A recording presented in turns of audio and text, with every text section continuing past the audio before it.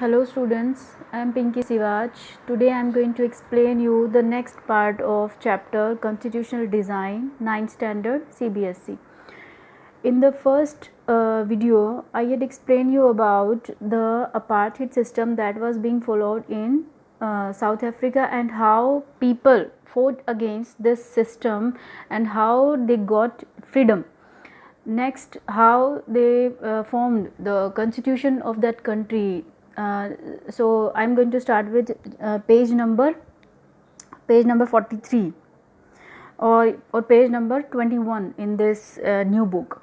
The South African Constitution inspired democrats all over the world. A state denounced by entire world till 1994 as the most undemocratic one is now seen as a model of democracy.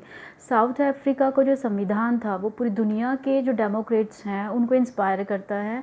एक ऐसा देश जिसको denounce यानी कि जिसकी बुराई की जाती थी पूरी दुनिया में 1994 तक कि एक ऐसा सबसे ज़्यादा मोस्ट अनडेमोक्रेटिक कंट्री के तौर पर जिसको देखा जाता था, अब वो एक डेमोक्रेसी का एक मॉडल बन के उभरा था. What made this change possible?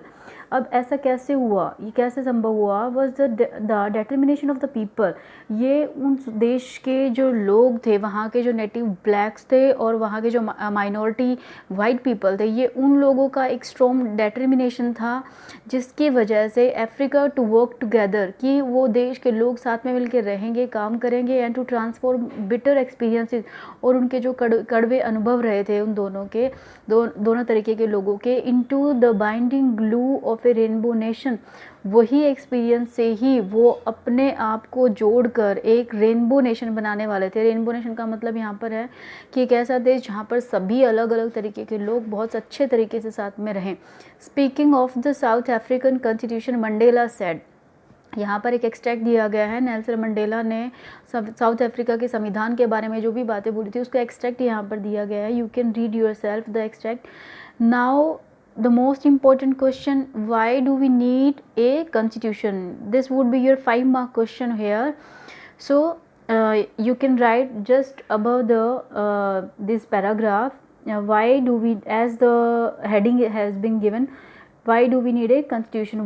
What is a constitution and why do we need constitution? The South Africa example is a good way to understand why do we need a constitution. South Africa के जो भी example हमने पढ़ा है वो हमें अच्छे से बताता है कि हमको संविधान क्यों चाहिए. As you all know what is constitution? It is a set of rule that on which the country governs. And what do constitution do? और ये संविधान करता क्या है? The oppressor and the oppressed, जो भी दमन करने वाला है और जो भी दबाया गया है, जिसके साथ बुरा व्यवहार किया गया है, is a new democracy we're planning to live together. एक नए देश में साउथ अफ्रीका में क्या हुआ था, जो ओप्रेसर थे वाइट माइनॉरिटी वाले लोग जो रूल करते थे वहाँ पर, और जो ओप्रेस थे वहाँ के जो नेटिव ब्लैक पीपल थे, ये दोनों ही साथ में एक डेमोक्रेसी में रहने की प्लान कर रहे थे and live together as equal, और बराबरी के साथ रहने जा रहे थे. It was not going to be easy for them to trust each other. और ये उन दोनों ही तरीके के लोगों के लिए आसान नहीं था. दे हैड देयर फियर्स, उन सभी के मन में अपने अपने डर थे. They wanted to safeguard their interest, दोनों ही अपने हितों की रक्षा करना चाहते थे, उसके लिए सेफ गार्ड चाहते थे. ब्लैक मेजोरिटी ये चाहती थी to ensure that the democratic principle of majority rule was not compromise. Black majority क्या चाहेगी? ऑब्वियस सी बात है कि डेमोक्रेसी जो होती है उसका बेसिक रूल ही ये होता है कि मेजोरिटी विंस, कि जो ब्लैक मेजोरिटी हैं उनका मेजोरिटी. और क्या चाहते थे? दे वांटेड सब्सटेंशियल सोशल, वो सही तरीके से जो उनके सोशल और इकोनॉमिक राइट्स थे उनको वो चाहते थे. वाइट माइनॉरिटी क्या चाहते थे? They was keen to protect its privilege and property. वो ये वाइट माइनॉरिटी ये चाहते थे कि उनको जो विशेष अधिकार और उनकी जो प्रॉपर्टी दी गई हैं, कहीं डेमोक्रेटिक रूल आने के बाद उनसे वो सारी चीज़ें छीन ना ली जाएं. तो दोनों के मन में, दोनों जो ब्लैक और वाइट पीपल थे उनके मन में अपने अपने डर थे. आफ्टर लॉन्ग नेगोटिएशन, लंबे समझौते, लंबी बातचीत के बाद, both parties agree to a compromise. दोनों ही पार्टियां जो थी वो एक समझौते के ऊपर एग्री हुई. द वाइट से जो वाइट लोग थे वो इस बात पर सहमत हुए कि जो मेजोरिटी का रूल होता है, प्रिंसिपल होता है वो मेजोरिटी रूल वाला, वो दैट 1 person 1 vote, कि एक व्यक्ति का एक वोट, उस बात पर वो सहमत हुए.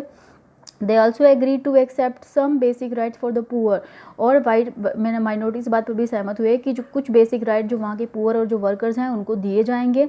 ब्लैक जो थे वो इस बात पर सहमत हुए the majority rule would be not absolute, की जो मेजोरिटी रूल होगा, ऑब्वियस बात है कि मेजोरिटी रूल किसका होने वाला था वहाँ पर, मेजोरिटी के हिसाब से तो हमेशा ब्लैक नेटिव ही हमेशा किसी भी तरीके के इलेक्शन में जीतने वाले थे।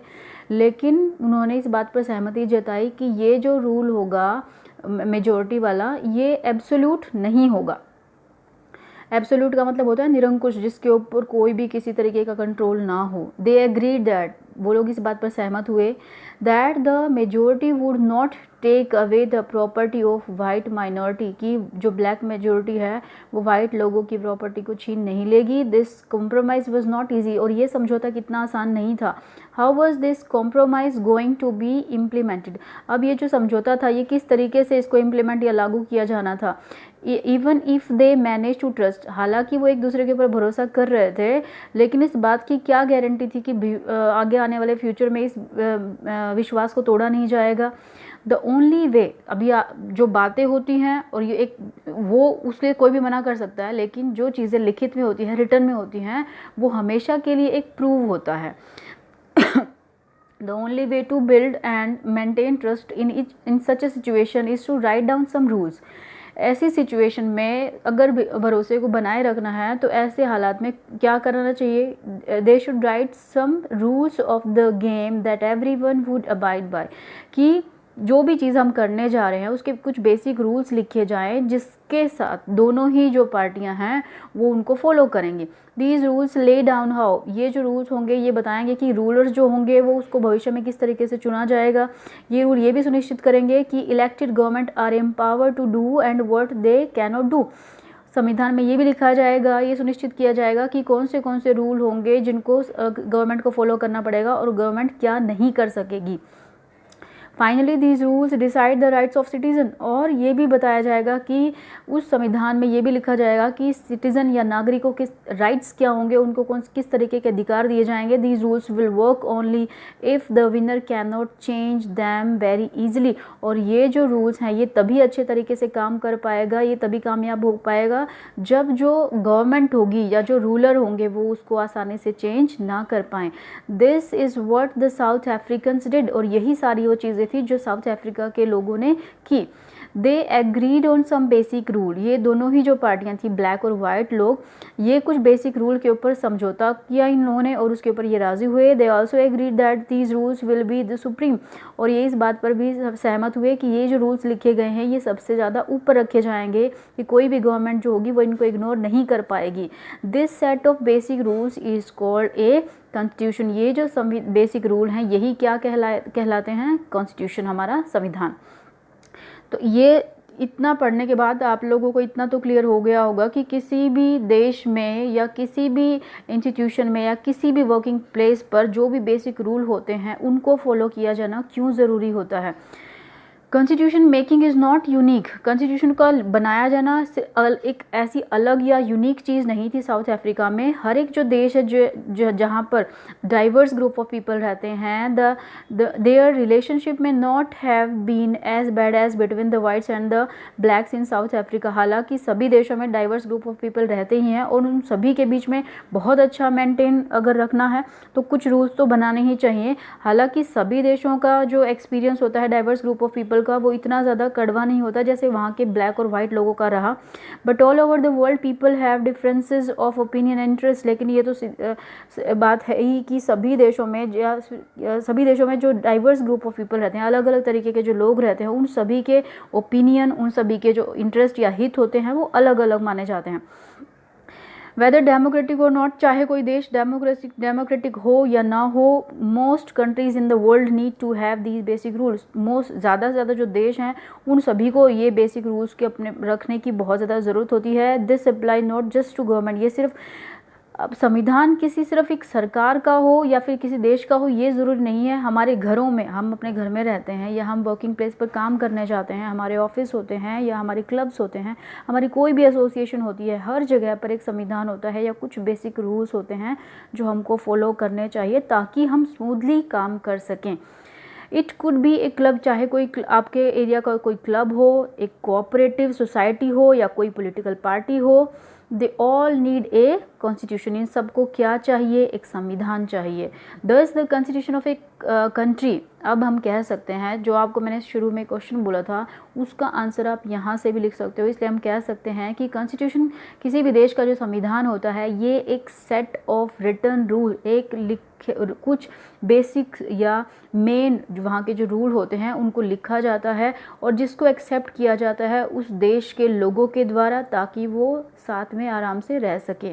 Constitution is the supreme law, किसी भी देश का जो संविधान होता है वो सबसे सर्वोच्च कानून माना जाता है और ये सुनिश्चित करता है कि उस देश के या उस टेरिटरी के अंदर रहने वाले जो सिटीजन्स हैं उनका रिलेशन किस तरीके का होगा। And also the relationship between the people and the government, लोगों का आपस में कैसा होगा, डाइवर्स ग्रुप ऑफ पीपल जो होते हैं उनका आपस में कैसा रिलेशन होगा और उस देश के लोगों का या सिटीजन का उस देश की गवर्नमेंट के साथ कैसा रिलेशन होगा। A constitution does many thing, अब संविधान क्या क्या करता है, बहुत सारे काम करता है। फर्स्ट पॉइंट्स में ही दिया गया है यहाँ पर। पहला, it generates a degree of trust and coordination that is necessary for different kind of people to live together। ये एक भरोसे को, एक डिग्री ऑफ ट्रस्ट को जनरेट करता है, बनाता है, एंड कोऑर्डिनेशन, और अलग अलग तरीके के जो लोग साथ में रह रहे हैं उनके बीच में कोऑर्डिनेशन को जोड़ता है, बनाता है। सेकेंड, इट स्पेसिफाइज हाउ, और दूसरी बात ये भी मेंशन करता है कि सरकार को किस तरीके से बनाया जाएगा, किस तरीके से चुना जाएगा। Who will have power to take which decision, किसको क्या फैसला लेने की आज़ादी होगी या किसके हाथ में कितनी पावर होगी, ये भी डिसाइड करता है। Third, it lay down limits on the powers of the government. तीसरा, ये कुछ लिमिट्स लगाता है या कुछ पाबंदियाँ रखता है सरकार के ऊपर। And tells us what the rights of citizens are, और हमें ये भी बताता है, जैसे हमारे संविधान में हमारे सब सिटीज़न के लिए 6 फंडामेंटल राइट दिए गए हैं और वो 6 फंडामेंटल राइट्स अपने आप में बहुत ज़्यादा वास्ट हैं। तो next, fourth, it's expresses the aspiration of people about creating a good society. ये लोगों की एस्पिरेशन, लोगों की इच्छाओं को बताता है कि वो किस तरीके की एक अच्छी सोसाइटी में रहना चाहते हैं या उसको किस तरीके से वो क्रिएट करना चाहते हैं। All countries that have constitutions are not necessary democratic. जितने भी देश हैं दुनिया में, ज़रूरी नहीं है वो सभी डेमोक्रेटिक हों, but all countries that are democratic will have constitution. लेकिन ये डेफिनेट सी बात है कि जो भी देश डेमोक्रेटिक होगा उसके पास निश्चित तौर पर संविधान या कॉन्स्टिट्यूशन होगा ही होगा। After the war of independence against Great Britain, the Americans gave themself a constitution. अपने आप को ब्रिटेन की कॉलोनाइजेशन से आज़ाद कराने के बाद जो अमेरिकन थे उन्होंने अपने आप को संविधान दिया। और after the revolution of French revolution का चैप्टर अभी आपने पढ़ा नहीं है हिस्ट्री में, उसमें भी फ्रेंच रेवोल्यूशन में भी ये ऐसा ही हुआ था कि फ्रेंच जो लोग थे, जब उन्होंने अपने आप को डेमोक्रेटिक देश बनाया तो उन्होंने भी अपने आप को एक संविधान दिया। Since then, it has become a practice in all democracies to have written constitution। और तब से ही ये एक प्रैक्टिस बन गई थी सभी डेमोक्रेसीज़ की कि वो अपने आप को एक लिखित संविधान दें।